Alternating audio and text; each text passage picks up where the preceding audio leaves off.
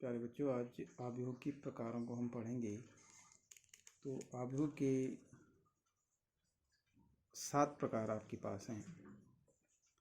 पहला है स्तंभ आव्यूह।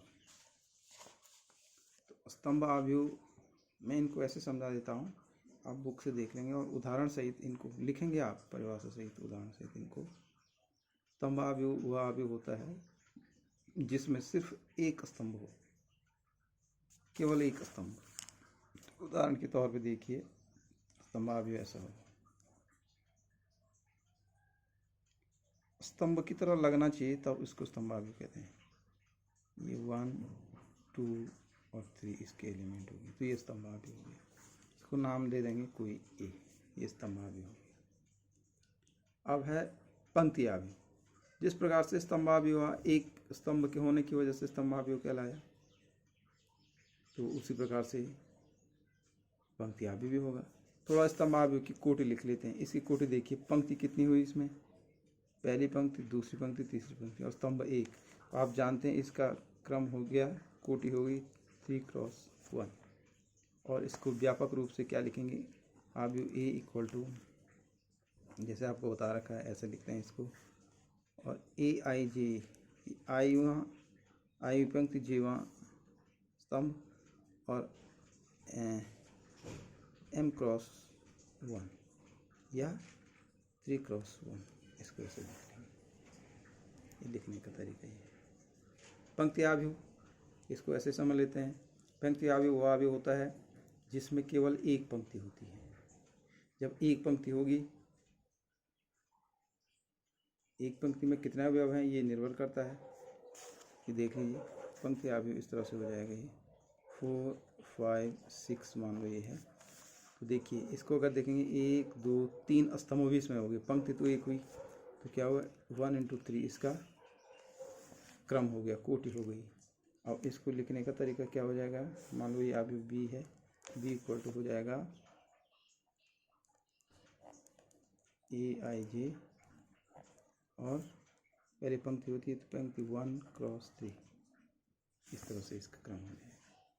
वर्ग आव्यूह, वर्ग आव्यूह वह आव्यूह होता है जिस आव्यूह में स्तंभ और पंक्तियों की संख्या समान हो, वो वर्ग आव्यूह कहलाता है। स्तंभ भी बराबर और पंक्ति भी बराबर। उदाहरण के तौर पे तीसरे नंबर पे ये वर्ग आव्यूह है, देख कर के आप पहचान लेंगे ये वर्ग आव्यूह। जैसे 1, 2, 3, 4, 2 पंक्तियाँ और 2 स्तंभ, तो ये क्या कहलाएगा, वर्ग आव्यूह। और वर्ग आव्यूह की पहचान क्या है कि जितना स्तंभ हो उतने पंक्ति, देख कर किसी कोटि देख करके आप बता देंगे ये वर्ग आव्यूह। उदाहरण के तौर पे एक 3×3 का बनाते हैं, 4, 5, 6, 7, 8, 9, 10, 11, 12। तो आप देखेंगे 3 पंक्ति और 3 स्तंभ, तो ये क्या हो गया, वर्ग आव्यूह कहलाएगा। इसी प्रकार से अब अगला आव्यूह आता है आपके पास विकर्ण आव्यूह। विकर्ण आव्यूह वो आव्यूह होता है कि जिसमें विकर्ण को छोड़ करके, कर्ण को छोड़ करके शेष अवयव आव्यूह के शून्य होते हैं। तो कहने का मतलब, जैसे इसको ले लो 5, 6 और 7 आपने ले लिया, 0, 0, 0, 0, 0, 0। तो देखिए इस विकर्ण में, इस कर्ण में, इसको विकर्ण इसलिए कहेंगे क्योंकि समकोण त्रिभुज तो है नहीं। समकोण त्रिभुज में सबसे बड़ी भुजा, समकोण के आगे की भुजा कर्ण कहलाती है, पर इसको विकर्ण यहाँ बोल देते हैं। तो अगर आप त्रिभुज का आकार भी देखें नीचे वाला, तो ये कर्ण बना रहा है, इसलिए इसको विकर्ण आव्यूह कहते हैं। और देखिए इसकी जो है कर्ण में जो है, विकर्ण में जो है अवयवों की संख्या अशून्य है, शेष शून्य है। ये देख 0, 0, 0, 0, 0, 0, विकर्ण में शून्य। और कोटि लिखेंगे इसकी 3×3। और कहने का मतलब ये है कि जो विकर्ण आव्यूह होता है वो एक वर्ग आव्यूह होता है,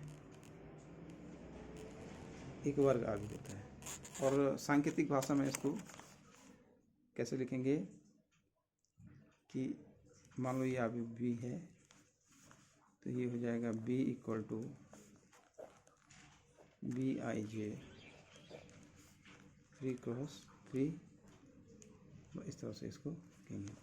और यहाँ लिखेंगे B I J equal to 0, I does not equal to J. B I J, I और जे, ये आई और जे व्यापक पद है। आई एक हो सकता है, जे दो, लेकिन जब आई और जे एक एक होंगे जहाँ पर, वो क्या हो जाएंगे, वो बराबर नहीं होंगे, वो अशून्य हो जाएंगे। इसलिए I does not equal to J, इस तरह से इसको लिखा गया। अब अदिश आव्यूह, ये क्लियर हो गया। जो विकर्ण आव्यूह होता है वो एक वर्ग आव्यूह होता है, और इसके विकर्ण के अवयव अशून्य होते हैं, शेष अवयव शून्य होते हैं। अब आया आपका पांचवा, वह सदिश आव्यूह। सदिश आव्यूह एक विकर्ण आव्यूह होता है, सॉरी अदिश आव्यूह, अदिश आव्यूह। अदिश आव्यूह एक विकर्ण आव्यूह होता है जिसके विकर्ण के अवयव अशून्य तो होने चाहिए लेकिन समान होने चाहिए। उदाहरण के तौर पर 5, 8, 3, 9, 5, 11, 10, 2, 5,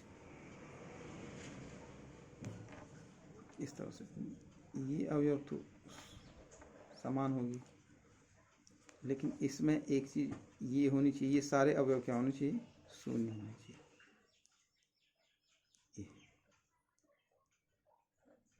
ये देख लिया हम लोग, सारे अवयव विकर्ण को छोड़ करके शेष सारे अवयव शून्य होने चाहिए। तो ये एक विकर्ण, एक अदिश आव्यूह है, और एक विकर्ण आव्यूह ही अदिश आव्यूह होता है। तत्समक आव्यूह, तत्समक आव्यूह वो आव्यूह होता है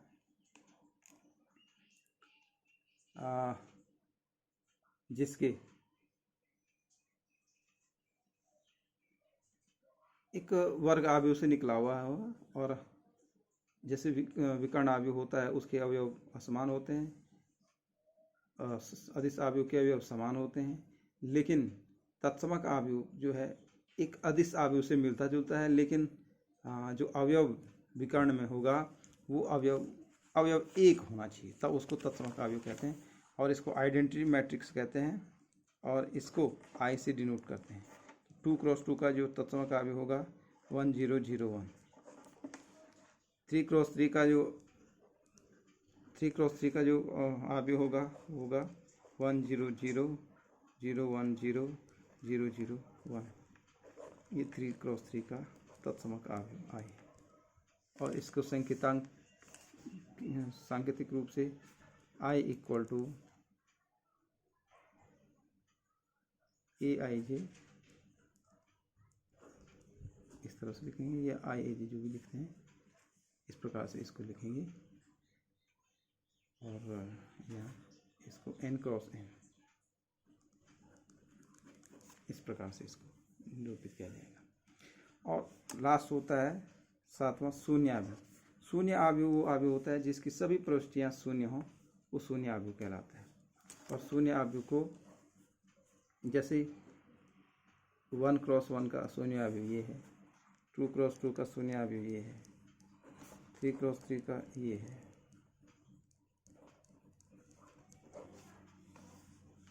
लेकिन इसको प्रदर्शित करते हैं कैपिटल ओ से, कैपिटल ओ से इसको प्रदर्शित किया जाएगा। तो ये शून्य आव्यूह। तो ये आव्यूहों के प्रकार हुए। शेष अगले वीडियो में